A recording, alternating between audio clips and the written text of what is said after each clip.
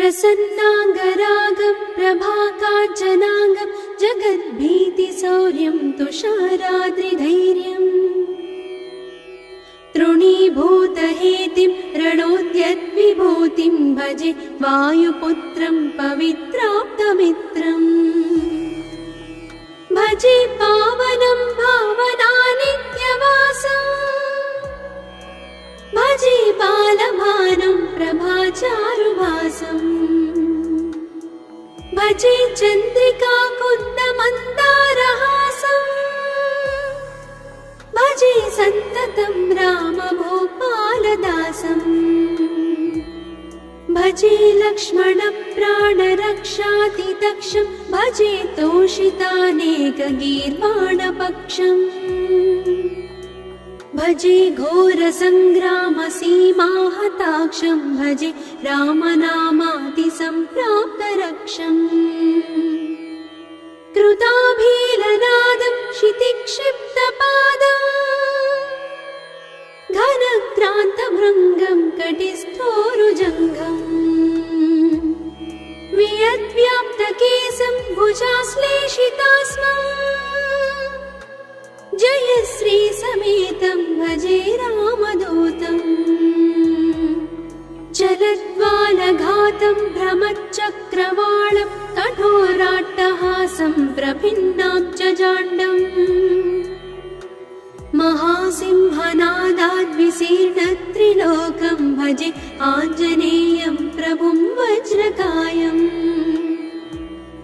रणे भीषणे मेघनादे सनाधे सरोषे समारोपिते मित्रमुख्ये खगानां घनानां सुराणां च मार्गे नतं तं वहं तं हनुमन्तमीडे कनद्रत्नजम्भारिदम्भोळिधारं कनद्दन्तनिर्धूतकालोग्रदन्तम् पदाघातभीताब्धिभूताधिवासं रणक्षोणिदक्षं भजे पिङ्गळाक्षम् महाग्राहपीडा महोत्पातपीडा महारोगपीडा महातीव्रपीडा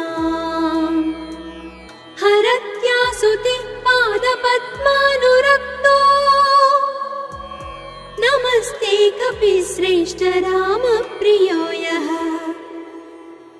सुधा सिन्धुमुल्लङ्घ्य नाथोग्रदीप्तः सुधा चौषधीस्था प्रकुप्तप्रभावः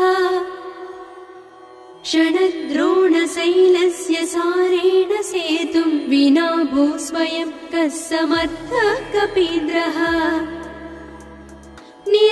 निरातङ्कमाविश्य लङ्कां विसङ्गो भवानेव सीतातिशोकापहारी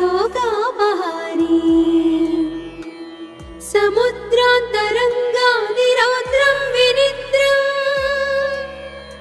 विलङ्घ्योरुजङ्घस्तुता मर्त्यसङ्घः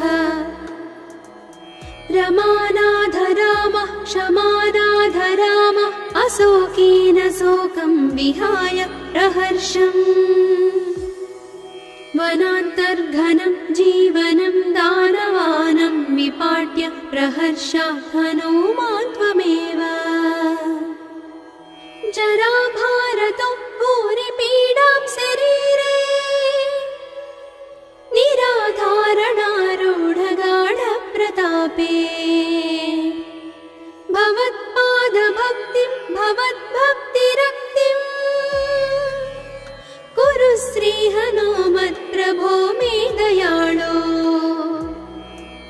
महायोगिनो ब्रह्मरुद्रादयो वा न जानन्ति तत्त्वं निजं राघवस्य कथं ज्ञायते मातृसे नित्यमेव प्रसीद प्रभो वानरेन्द्रो नमस्ते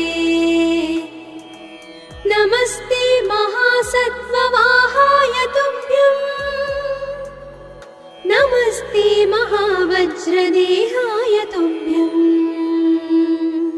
नमस्ते परिभूतसूर्याय तुभ्यम्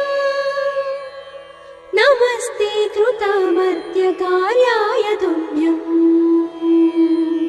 नमस्ते सदा ब्रह्मचर्याय तुभ्यम् नमस्ते सदा वायुपुत्राय तुभ्यम् नमस्ते सदा पिङ्गळाक्षाय तुभ्यम् नमस्ते सदा रामभक्ताय तुभ्यम् हनुमद्भुजङ्गप्रयातं प्रभाते प्रदोषेऽपि वाचार्थरात्रेऽपि मध्यः